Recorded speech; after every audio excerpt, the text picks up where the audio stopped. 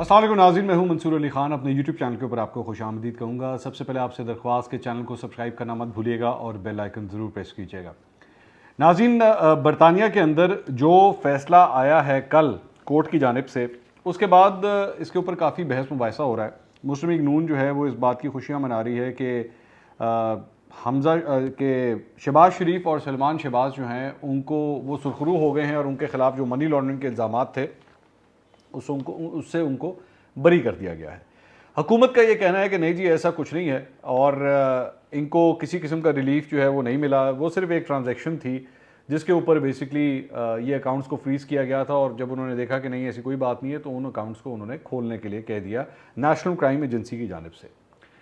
अच्छा, इसके ऊपर मैं पिछले 24 घंटे में देख रहा था, बहुत कुछ हो रहा है, लेकिन मुख्तलिफ किस्म के इसमें लेटर्स जो हैं वो शेयर किए गए। पाकिस्तान तहरीक इंसाफ की जानिब से, शहजाद अकबर साहब की जानिब से आज एक कोर्ट ऑर्डर शेयर किया गया कि जी ये कोर्ट ऑर्डर ये बताता है कि सिर्फ दो अकाउंट्स थे, एक सलमान शहबाज का था और एक और अकाउंट था, और इन दोनों को जो है वो डीफ्रीज कर दिया गया। That's it. इसका मतलब ये नहीं है कि जी ये लोग जो है मनी लॉन्ड्रिंग के इल्ज़ामात से बरी हो गए हैं। उसके बाद एक डॉक्यूमेंट जो है वो शेयर किया गया जो सामने आ चुका है ऑलरेडी। मैं वो डॉक्यूमेंट सिर्फ आपको बता रहा हूँ जो ऑलरेडी सोशल मीडिया पे, जो एक्सक्लूसिव डॉक्यूमेंट मेरे पास है, जो आपको कहीं पे नजर नहीं आएगा, वो मैं अभी थोड़ी देर में आपके साथ शेयर करने लगा हूँ, जिससे काफ़ी हद तक कहानी जो है वो क्लियर हो जाएगी। उसके बाद एक और डॉक्यूमेंट ये आया कि जनाब 2019 में दिसंबर में जब ये तहकीकात के नतीजे में इन अकाउंट्स को फ्रीज किया गया था, तो सिर्फ उससे 9 दिन पहले एक लेटर के मुताबिक डीजी नैब लाहौर से मुलाकात हुई थी सलीम शहजाद से, इन नेशनल क्राइम एजेंसी के लोगों की, और लंदन में ये मुलाकात हुई थी और उनसे तफसीलात जो है वो मांगी गई थी और उसके बाद फर्दर कॉरेस्पॉन्डेंस भी इनके साथ हुई थी। अच्छा, हुकूमत जो पॉइंट ऑफ व्यू ले रही है वो ये है कि हमने नहीं ये तहकीकात का आगाज़ किया,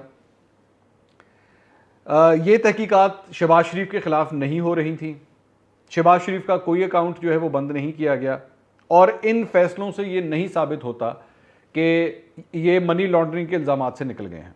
ये है हुकूमत का मौक़िफ़। नून लीग का मौक़िफ़ ये है कि जी सलमान शहबाज और शहबाज शरीफ के ऊपर जो मनी लॉन्ड्रिंग के इल्ज़ामात थे उससे ये बरी हो गए हैं। अब इनसाइड डिटेल्स क्या हैं ये सारी मैं अभी आपके सामने रख देता हूँ। मेरे पास ये एक एक्सक्लूसिव लेटर है, एक्सक्लूसिव लेटर जो मैं अभी आपके साथ शेयर करने लगा हूँ, ये आप स्क्रीन के ऊपर देख भी सकते होंगे। ये लेटर लिखा गया है जी 15 मई 2020 को, और ये लेटर नहीं है किसी के पास, ये मैं आपको अभी से बता दूं। ये चैनल्स वगैरह मैं आज अपने प्रोग्राम में तो मैं दिखा चुका हूं, लेकिन और ये इस वक्त कहीं पे भी नहीं है, ना ये नून लीग के पास है और ना इसको पाकिस्तान तहरीक इंसाफ की हुकूमत दिखा रही है। ये लेटर है जी 15 मई 2020 का, और ये लेटर लिखा गया है नेशनल क्राइम एजेंसी की जानिब से, और ये लेटर लिखा गया है सलमान शहबाज शरीफ के वकील को। इस लेटर में ये लिखा हुआ है कि जी, आप पढ़ भी सकते होंगे, इस लेटर में ये लिखा हुआ है कि जी हमें आपकी जानिब से फ़लाँ डॉक्यूमेंट्स चाहिए, और ये सिर्फ सलमान शरीफ की तरफ से नहीं, सलमान शहबाज की तरफ से नहीं, बल्कि उनके वालिद शहबाज शरीफ की तरफ से भी ये डॉक्यूमेंट्स हमें चाहिए।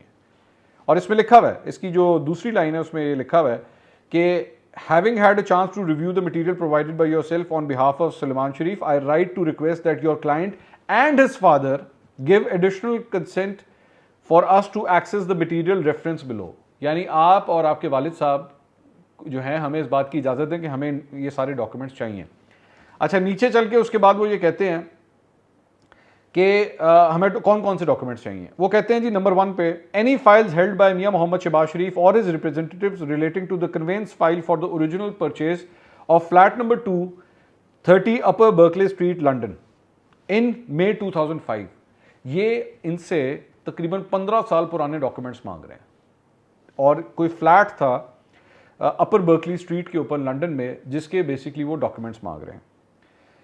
उसके बाद नंबर 2 जो वो चीज़ मांगते हैं वो ये है, an explanation and supporting documents for the 59,993 pounds 59,993 pound contributed towards the purchase of this property in May 2005 by mister Musarrat and sufficient details to enable us to contact him in order to verify this.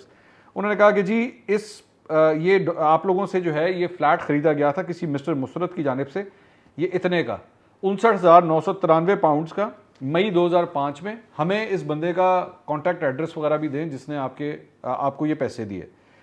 The source of funds for the 23,500 deposit paid by Mia Mohammed Shehbaz Sharif toward this property purchase in May 2005 and the source of subsequent mortgage repayment. 23,500 रुपया, 23,500 pound जो शहबाज शरीफ साहब ने deposit कराए थे इस property को ख़रीदने के लिए, और उसके बाद इसकी जो मॉर्गेज पेमेंट्स हुई थी उसकी भी हमें पूरी डिटेल चाहिए. Further details in relation to the cash deposits made into the Barclays account of Salman Sharif. उसके बाद ये पैसे जब सलमान शरीफ के बार्कले अकाउंट में जमा हुए, which are referenced as gifts from family members in your letter dated 22nd April 2020.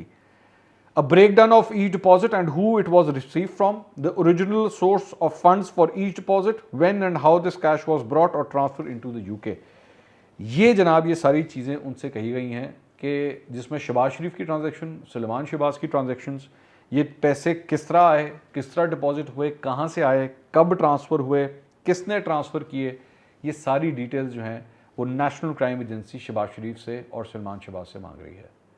ये डॉक्यूमेंट प्रूफ करता है कि ये तहकीकात सलमान शहबाज और शहबाज शरीफ दोनों के ख़िलाफ़ हो रही थी और पिछले 2 साल से हो रही थी. और 2 साल की तहकीकात के बाद इस मुकदमे को इसमें ये नेशनल क्राइम एजेंसी ने जाके ये एप्लीकेशन जमा कराई कि जी अब हमें ये मज़ीद अकाउंट फ्रीजिंग नहीं चाहिए, अब आप इन अकाउंट को खोल दें, जिसके बाद अदालत ने फैसला करते हुए इन अकाउंट्स को खोलने का ऑर्डर दे दिया. एक बात जो इससे साबित होती है, अभी तक ये जितने डॉक्यूमेंट्स मैंने देखे हैं, शहबाज शरीफ का कोई अकाउंट ब्लॉक नहीं था, ये हकीकत है. सलमान शहबाज का ब्लॉक हुआ था, फ्रीज हुआ था, उसे खोल दिया गया है. शहबाज शरीफ का कोई अकाउंट बंद नहीं था.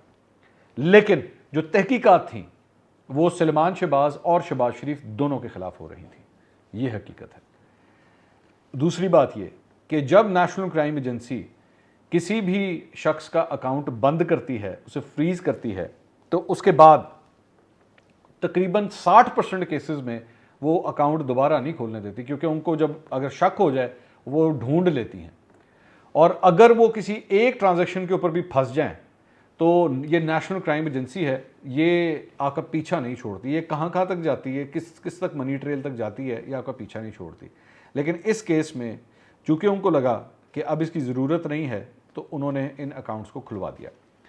अच्छा, दूसरी बात ये, क्या इसका असर जो इनके शरीफ फैमिली के केसेस जो हैं जो पाकिस्तान में हो रहे हैं उसके ऊपर पड़ेगा?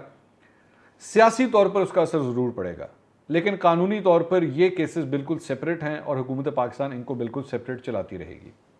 सियासी तौर पर इस तरह पड़ेगा कि शहजाद अकबर साहब ने जो अकाउंटेबिलिटी का जो पूरा नैरेटिव बिल्ड किया हुआ है पिछले इतने सालों से, उसके अंदर कोई पेशरफ नहीं हो रही. और अगर यूके से, ये यूके के अंदर ये पहली दफ़ा नहीं है, इससे पहले भी एक एम्बैरसमेंट हो चुकी है, बल्कि 2 दफ़ा हो चुकी है. एक इससे पहले तब हुआ था जब जो एक केस के अंदर जो है वो नवाज शरीफ की प्रॉपर्टीज़ को अटैच करवाने की कोशिश की गई थी, तो कोर्ट ने ये ऑर्डर दे दिया था कि जी आप इनकी प्रॉपर्टीज़ को अटैच नहीं कर सकते. एक ये था जो ब्रॉडशीट का केस था उसके अंदर. दूसरी एम्बैरसमेंट हुई थी वो जो एक डेली मिरर की जो एक ख़बर चल रही है उसके अंदर जो केस चल रहा है, उसके अंदर शहबाज शरीफ ने ये मुकदमा किया था कि जी ये केस आगे चलना चाहिए. वो केस जो है कोर्ट ने कहा कि जी जो इसके अंदर जो जर्नलिस्ट हैं वो खातिर खा एविडेंस नहीं दे सके. ये एविडेंस भी जो है वो शहजाद अकबर साहब ने देना था, इस पर प्रेस कॉन्फ्रेंसेस भी उन्होंने की थी, लेकिन वो भी एविडेंस अभी तक कोर्ट में जमा नहीं हुआ है. ये तीसरी नाकामी है हुकूमत पाकिस्तान की, पाकिस्तान तहरीक इंसाफ की हुकूमत की, जिसे वो एक्सपेक्ट कर रहे थे कि कुछ ना कुछ होगा, लेकिन वहाँ से भी अब कुछ नहीं हुआ. तो दूसरी बात यह है कि पिछले 3 साल में अब तक 1 रुपया भी जो है वो इन सारे केसेस में शहजाद अकबर साहब या उनकी टीम वहाँ से नहीं ला सकी. एक बात. दूसरी बात ये जो लेटर है जो मैंने अभी आपको थोड़ी देर पहले दिखाया है, मेरी इतला के मुताबिक ये लेटर हुकूमत के पास मौजूद है, ये हुकूमत के अपने पास भी मौजूद है, और मैं इसके बारे में शोर शॉट हूँ क्योंकि मैंने अपने सोर्सेज से इस चीज़ को कन्फर्म किया है. इनको पता था, इनको पता है इस बात का कि शहबाज शरीफ के ख़िलाफ़ भी ये तहकीकात चल रही थी, और ये जानबूझ के अब ये बात कर रहे हैं कि जी शहबाज शरीफ जो है वो कहाँ से बीच में से निकल गया. शहबाज शरीफ के ख़िलाफ़ तो ऑर्डर में लिखा ही नहीं हुआ. वो ऑर्डर में इसलिए नहीं लिखा हुआ क्योंकि ऑर्डर सिर्फ अकाउंट से मुतल्लिक था. अकाउंट को डीफ्रीज़ किया गया है और शहबाज शरीफ का अकाउंट फ्रीज़ नहीं था, इसलिए ऑर्डर के अंदर शहबाज शरीफ का नाम नहीं है. लेकिन इस लेटर के मुताबिक शहबाज शरीफ से वो सारे डॉक्यूमेंट्स मांगे गए हैं, तहकीकात उनके ख़िलाफ़ भी चल रही थी. हुकूमत के लिए अब अपने इस अकाउंटेबिलिटी के नैरेटिव को बेचना और भी ज़्यादा मुश्किल होता जा रहा है हर गुजरते दिन के साथ। और मेरी इत्तला के मुताबिक हुकूमत के अपने अंदर लोग जो हैं वो शहजाद अकबर साहब के इस इशू के ऊपर जो है वो एतराज़ात उठा रहे हैं कि आप हमें गलत पट्टियाँ पढ़ा रहे हैं, आप हमें गलत डायरेक्शन में लेके जा रहे हैं, ये डायरेक्शन दुरुस्त नहीं है।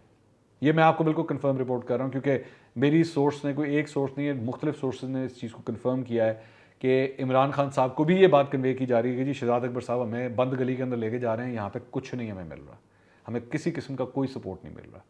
ये लेटर जो मैंने अभी आपको दिखाया, ये एक्सक्लूसिव लेटर है।